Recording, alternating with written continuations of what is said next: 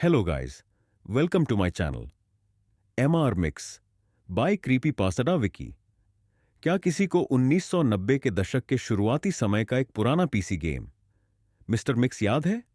यह मुख्य रूप से एक टाइपिंग गेम था जो मारियो टीचर्स टाइपिंग के समान था, जहां आपको एक बॉक्स में शब्द डालने होते थे ताकि एक शेफ, जिसे मिस्टर मिक्स कहा जाता है, एक कटोरी में सामग्री डाले। लेकिन अधिकांश टाइपिंग गेम्स से अलग, इस गेम का कठिनाई स्तर असाधारण रूप से कठिन था। प्रत्येक स्तर के लिए एक वर्ड्स पर मिनट यूपीएम की आवश्यकता थी, जो पहले स्तर पर 10 से शुरू होकर तीसरे स्तर पर 85 तक पहुंच जाती थी। पांचवें स्तर तक यह 500 से ऊपर हो जाती थी, जिससे आगे बढ़ना लगभग असंभव हो जाता था। गेम का एक और चौंकाने वाला पहलू इसका बैकग्राउंड म्यूजिक था। पहले स्तर पर यह एक अजीबोगरीब गर्जने की ध्वनि थी, जो स्तर के साथ बढ़ती जाती थी, जिससे पहले के कंप्यूटर स्पीकर्स को नुकसान होता था, जो इतनी तेज आवाजें संभालने के लिए डिजाइन नहीं किए गए थे। दूसरे स्तर पर कोई म्यूजिक नहीं था और तीसरे में ऐसा लगता था जैसे एक बहुत ही कम गुणवत्ता वाली हेयर ड्रायर की रिकॉर्डिंग बज रही हो।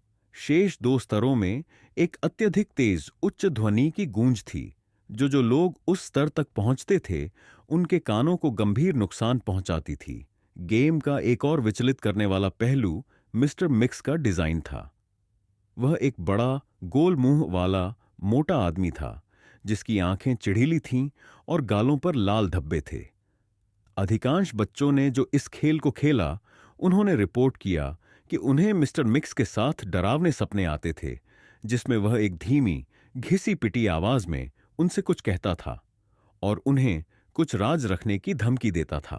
हालांकि कोई भी बच्चा यह याद नहीं कर सका कि वह क्या था। एक मनोवैज्ञानिक ने इन बच्चों को देखा और उनकी रिपोर्ट के मुताबिक उनके चेहरों पर भय की तीव्रता देखकर वह खुद भी परेशान हो गए। कई बच्चों ने उनकी बात करते हुए रोते हुए कहा कि उन्हें बचाया जाए। हालांकि इस खेल के कारण होने वाले मानसिक प्रभावों का कोई स्पष्ट संबंध इन कुछ मामलों में नहीं पाया गया, क्योंकि सभी बच्चे इस तरह की प्रतिक्रिया नहीं दिखाते थे। स्पष्ट कारणों से यह गेम ज्यादा बिक नहीं पाया। यह कुछ हद तक अनजाना बना रहा, जब तक कुछ साल पहले पीसी हैकर्स ने इसके एक आरओएम को ढूंढ नहीं लिया और उसमें खुदाई करना शुरू नहीं किया। हैकर्स ने मेमोरी हैकिंग सॉफ्टवेयर का इस्तेमाल करके गेम के कोड को क्रैक किया और असंभव 5वें स्तर को बाईपास किया। लेकिन उन्होंने जो पाया वह बहुत परेशान करने वाला था और कई हैकर्स ने तो इस अभियान को छोड़ने का निर्णय लिया। हैकर्स द्वारा छोड़े गए रिपोर्ट्स के अनुसार गेम 5वें स्तर को बाईपास करने के बाद अजीब तरीके से व्यवहार करता है।